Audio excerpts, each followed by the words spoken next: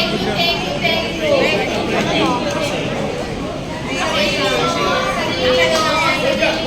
Akin na lang muna. You are loved, you are loved. You are loved. Okay? So, you are loved. Now, with this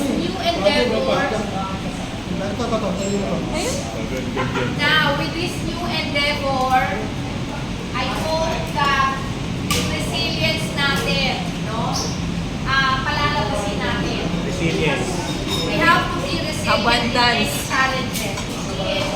Whatever that comes along, as we are about to start a new path, sana labas na labas yan.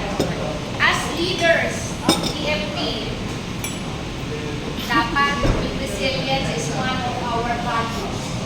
Okay? Patience, understanding, commitment, accountability, and responsibility.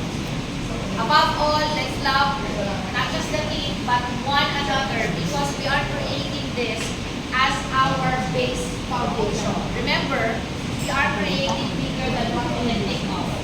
So, yung base foundation natin is very important for us to grow, for us to be sturdy, for us to be stable, and for us to have a sustainable growth. Ibig sabihin, not just a sustainable na tayo-tayo, but sustainable growth as we go for years and years. I hope you are all with us, with the Mega Paragon community, to take pride of being part of this excellent community. Now with that, I'd like to hear each and every one of you how you feel knowing that we will and we can do this. I will start. I'm just so excited, happy, and of course there's fear. Because I know that I will be part of your life. I hope that I can give support and contribute to each and every one of you alongside with your family. Because this is not just a relationship between the leaders here, but along with your family that I know we go far, so long and away, no? Because I know that what you've been doing for the past months are all for your loved ones. Tama? Yes. Therefore, I owe it to all of you to do my best and to do everything that I can to make sure that I can deliver.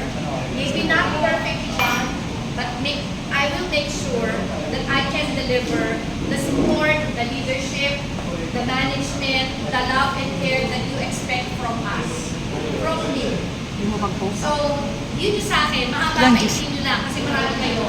So, I'm just happy and excited that we are now really growing.